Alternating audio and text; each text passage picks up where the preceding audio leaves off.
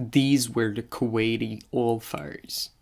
In 1991, troops of Saddam Hussein put explosive in 600 oil wells before retreating from the area. So people had to come and control the fire. It's probably the biggest pollution that ever happened. Oil has changed history. The past 100 years have been now and then marked with oil wars. Even nowadays, there's still a certain dominance of the fuel. Oil bankrolls countries that bring stability to global geopolitics, as well as spoils the countries of tyrants and terrorists. But mostly, oil-fueled internal combustion engines, aviation, boosted globalization, flew people to the moon and back, revolutionized our products and our way of living. But in 2016, the industry is now at a turning point. Left or right? Come on, Max! It is forced to start shifting to finding new alternatives. The recent global response to climate change, embodied by the COP21 agreement last year in Paris, offers a chance to potentially keep rising temperatures below 2 degrees, and if ever thinkable, below 1.5 degrees.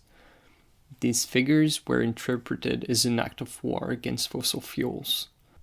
So if countries are going to implement tougher restrictions on oil companies, they will first try to invest in fuels that are less pollutant, namely natural gases. If there is a long-term decline of oil, those with the cheapest oil will survive the longest. And you can witness that. Royal Dutch Shell is retreating from the Arctic.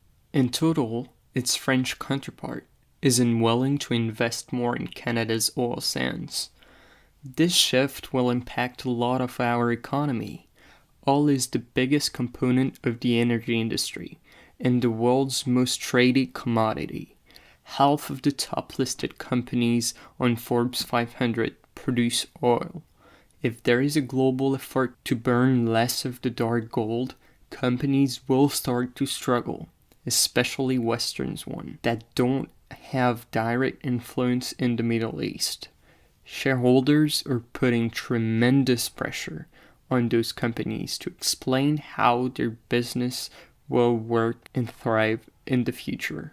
And don't get it wrong, the problem is not the lack of oil in the short term, but the need to keep it in the ground. Yet, a lot in the industry do not believe that governments have the political will to implement tough regulations. Khalid Al-Falih, Saudi Arabia Prime Minister, estimates that the world will still need to invest $1 trillion a year in the industry for the next 25 years.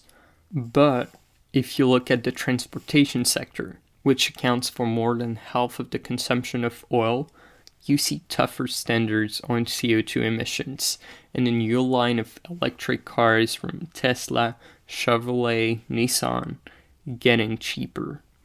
The new dilemma now is how to get cheap batteries that charge faster and store more. Because currently, at a current price of around $325 per kilowatt hour, all prices would need to be above $350 a barrel for cars to be cost competitive in 2020. The current cost of a barrel is around $50. It is now under research in the advances of batteries to co-write the future of the oil business.